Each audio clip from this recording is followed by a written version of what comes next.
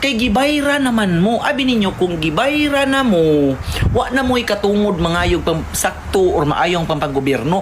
Kay gipalit ng inyong katungod. So murag halos tanang ni daog na proklamar na. Ang uban din ha, nagugpuog-po nas kalipay kay lagi ni daog. Ang uban diha day nagtuwad-tuwad na pud silang tiyabaw kay nangapildi da merese. Pero abi ninyo makaingon ko ang eleksyon karon no murag dili na gyud siya sagrado. Kay dili na ang tingog sa katawhan ang gibasihan, dili na ang kagustuhan sa katawhan, kundili ang mudaog kung adunay kwarta, kung kinsa nang lumus og kwarta panahon sa piniliay. Pero ma-appreciate na akong ubang lugar nga kana ganing dagkog hinatagan pero mapildi kay ang mudaog ang gamay, pero mas nindot gyud ang ususama sa Davao City. Kining Davao sa akong nakit-an gilumsan nig daghan kayong ayuda. Hala, pero mga bugaong gilamoyra ang ayuda pero ilag yung gibarugan ug ilag yung gipili ang naay luna sa ilang kasing-kasing. Ilag yung gipili kung kinsa ang nas ilang konsensya. Mo nang ma-amaze ko ba nga ang Davao mo pili di ay ni sila og kinsa gyud ilang gusto dili kay tungod sa balor sa kwarta.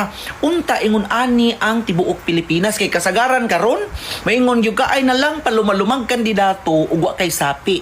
Mo nagiingon nga bisag unsa ka kagaga, bisag unsa ka kakawatan, bisag unsa ka katampalasan, bisag unsa ka kakurap, mudaog gyud ka og imong lumsan ang katawhan sa kwarta.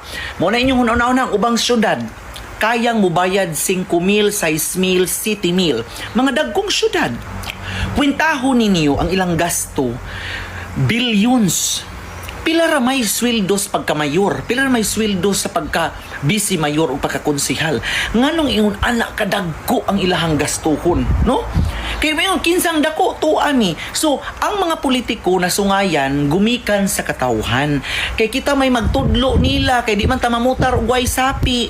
Pero kung ang kitang mga pumipili ug ato nang patagmon sila piliun gyud nato kinsa nato nasa atong konsensya, bisag unsa taglumsan og kwartag ayuda mo pili gitag nasa atong konsensya managam na sila o sa mas Davao leksyon na nila karon. Kay ang Davao City day unsa man, no? Punga-punga gid sila ayuda day gilumsan pero pila ra may kuha sa nang lumos og ayuda, no? Wa ra gid in taon ka kumingking. So meaning to say kaning mga Davao di ni naong og sapi. Kining mga taga Davao na sila utok. Noon ta mo na iskrimintaran sa uban nga inyong sundugon ang taga Davao. Limpyo pa ilang lugar, peaceful pa ilang lugar, di pa mga gaga ang mga tao, ambot lang kas uban diha. Kay di gyud mamutar og way kwarta. Maun lang ubang lugar magsimog yaw-yaw public ay ni pait kay ni unya. Dawata og unsang klaseng serbisyo ihatag sa mga taong nagduma